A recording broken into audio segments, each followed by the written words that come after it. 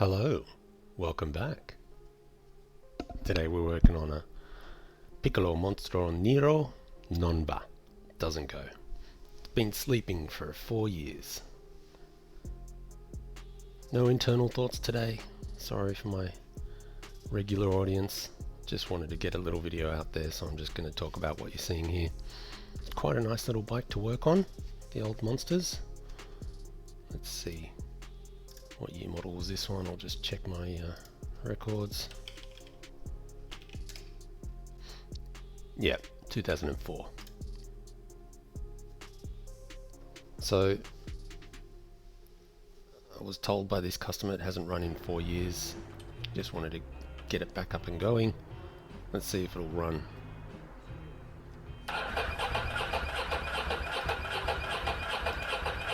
Interesting thing about these Monsters,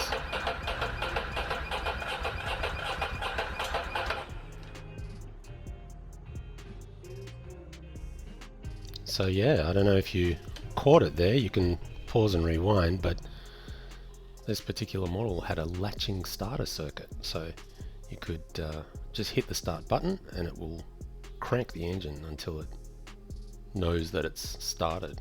It's quite interesting. They don't do that anymore. I think they stopped doing it for a safety reason, but not many motorbikes have that function, so it was a good little thing about this one. So yeah, inside this old metal tank, which was a common problem for these Monsters, if you let it sit for too long, they just rust themselves to death. And so also the mounting point on the back there is a really weak point and they rust through, so they leak. So these tanks are getting harder and harder to find, so when you get one that's this bad, don't throw it away. It's worth a bit of money. You can treat them. Look at all the crap in there, man. So we sent the tank away to get cleaned, treated and lined, and you'll see how it looks when we get it back. While we're waiting for the tank though, we can go into the other stuff. Dump the oil and it drips all over the exhaust. Thank you. Let's put some new sparkle candles in. You can see the cobwebs there and the typical Ducati oil leaks around the engine bolts. Check the air filter, it's all good. And the first thing you think of when you know that it's been sitting for 4 years is the timing belts. It's supposed to be done every 2 years or 20,000 Ks, so we just say let's just do them. You know, he wants to start riding this thing again, let's get it done properly. So there you go, the old Italian rubber band engine. Set it up. My guy likes to mark his dots, although it's not really necessary. Undo the pulley adjusters. I have actually seen an engine go bang from having belts that were over 2 years old, and it's not pretty. So the engine keeps going, but the heads stop and valves get bent. It's pretty ugly. So how tight do you do these things? Well, you stick them on, hopefully in the right spot, and you use those adjustable pulleys to set the tension. We use a little machine called a twangometer, or a hertzometer, measures sound frequency. You give the belts a little flick and it spits out a number. Beep beep.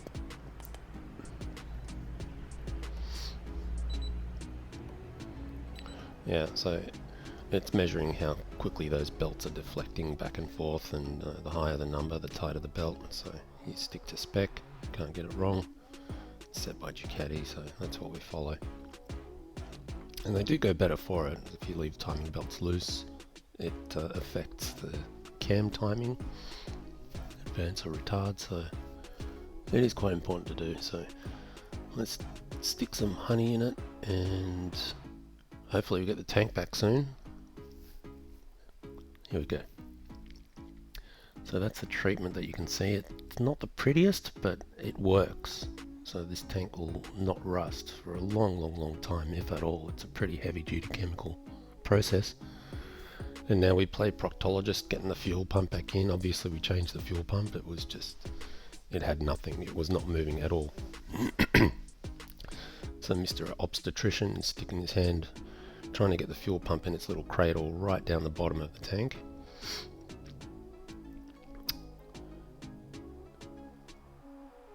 There's our hoodie. Might be time for an upgrade at the moment, I think. Stick the tank back on, hook up all the lines, give it a new battery, and hopefully it will live. Great little bikes to work on, the old Monsters. The new one, yeah, this is a 2004. The new ones are not so much fun to work on. See how the tank flips up from the back? That's a thing of the past now. They make it a lot harder these days. Stick in a new battery. It's not the best, but it'll do.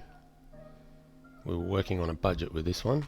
I gave him a few months to pay because he was a bit stuck for cash. He just wanted his bike back. I was happy to do it. Anytime they say, oh, I can't really afford to pay right now, it means I don't have to rush to get the job done. Alright, let's take her out and give her a kick in the guts. Cross your fingers.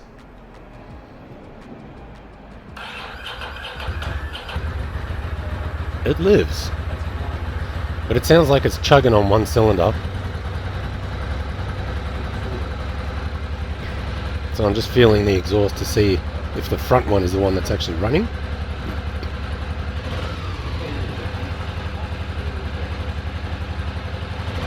Yeah, it doesn't sound right. Until you rev it up, the second cylinder kicks in. So if we hook up some vacuum gauges, we can actually see what I was hearing.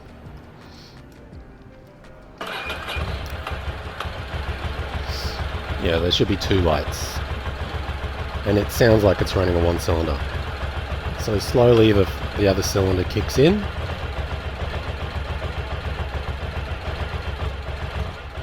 And the engine changes sound.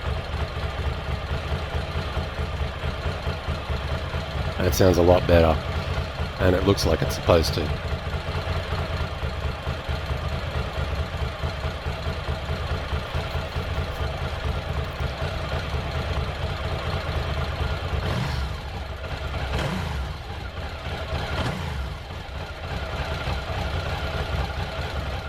Nice.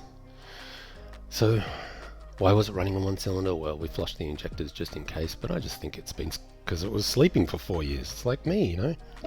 I don't do anything until I get my first coffee. Give it a minute. Gosh, it hasn't run in 4 years. Give her a time to fire up. But, you know, we did just change the fuel pump, so there might have been a little air bubble in the fuel line. So, yeah, you just let it run for a bit and it comes good. But we ended up flushing the injectors anyway. But now that we knew that it was a runner, it's all good. We can do all the little bits. So we're flushing the hydraulics here. Cracking nipples, as we like to say. There's lots that we didn't get to film. I kind of left my apprentice in charge of filming and he got distracted a bit, so I got to apologise for this one. There's a fair bit missing from this video, but there you can see the new hydraulics going in. They should be done once a year, so it's a good excuse to do it. Those reservoir caps are notorious for bleeding the paint away. You can see it's starting to come off there, and once the brake fluid hits it, it's just gone and they look horrible. There's the front calipers. So yeah, it was definitely time to get this thing back on the road. Really nice customer, really nice bike. I had serviced it 5 years ago and he rode it around for a year and didn't come back. There you can see the rust on the bottom of the fork tube, and I told him there's nothing we can do about that. You know, it's if it leaks, which it probably will, you're just going to have to get new forks. The amount of pitting that was on them, it's not rechromable, so he's going to save up some more money and bring it back for a front end rebuild.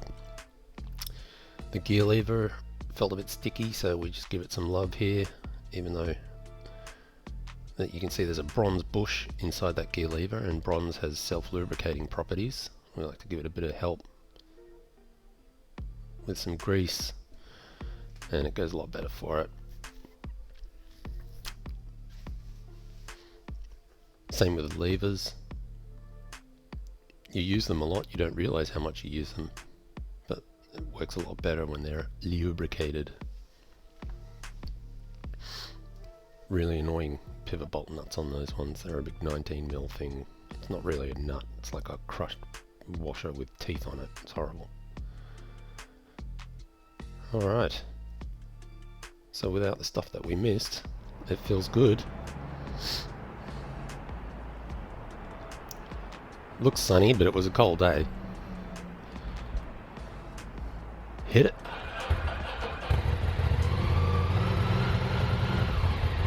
That's the way it should sound. So you can see we stuck new blinkers on it because they'd all fallen off. Just rubber deteriorated. And you can see how much they stick out. Every time you swing your leg over it, you knock one of them.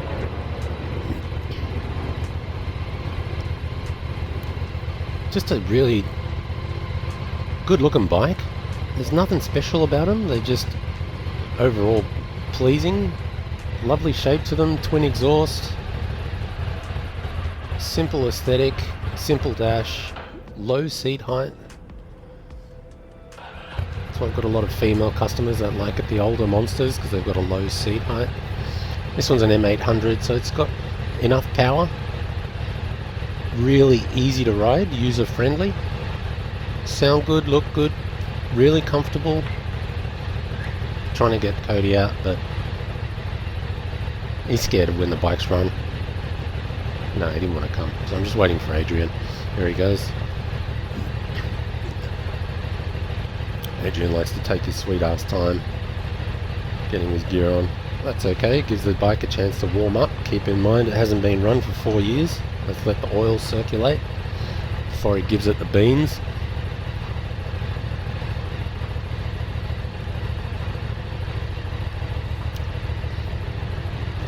Gloves, come on.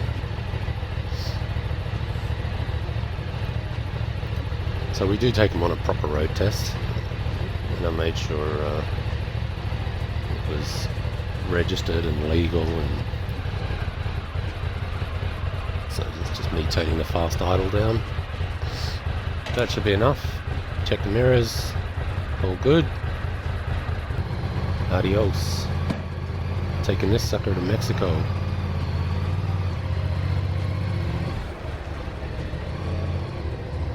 And there he goes. And the boss is working hard as usual. Now that it's safe to come out, the bike's gone, you can go run around. Alright. If there's any problems on the road test, he just rides straight into the workshop. If it's all good, he'll park it outside for a wash. So it's always good when we stop there.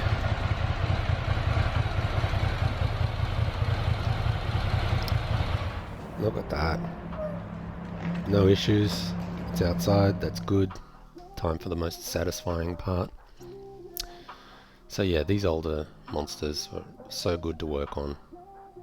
The new Monsters are not so much fun.